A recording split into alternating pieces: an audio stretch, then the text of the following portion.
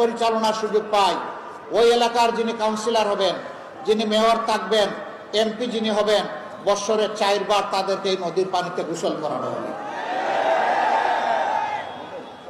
যখন 3 মাস পর পর নদীর পানিতে গোসল করবেন, কারো জানা থাকবে না কোন দিন সেই ডেট, একই ডেটে সবাই না, ভিন্ন ভিন্ন ডেটে।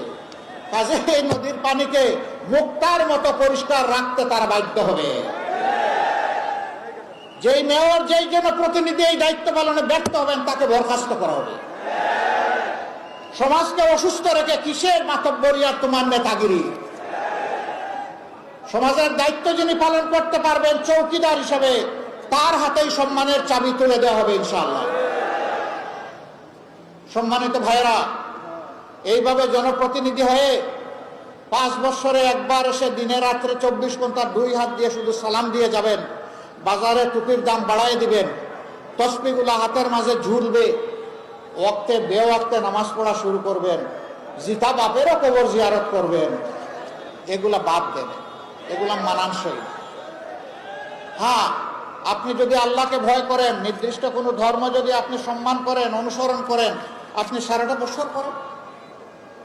ওই রকম ইলেকশন আসলে মানুষের নরম কোনো অনুভূতিকে পুঁজি করার জন্য আপনি এই সময় কেন করেন? এমনকি নির্বাচনে আমরা বিভিন্ন পক্ষ এখন প্রতিদ্বন্দ্বিতা করছি, সবার প্রতি অনুরোধ, যুক্তির মাধ্যমে, শান্তিপূর্ণ কর্মসূচির মাধ্যমে আপনি ভোটারদের কাছে যান, কিন্তু কেউ কোথায় গায়ের জোর দেখানোর চেষ্টা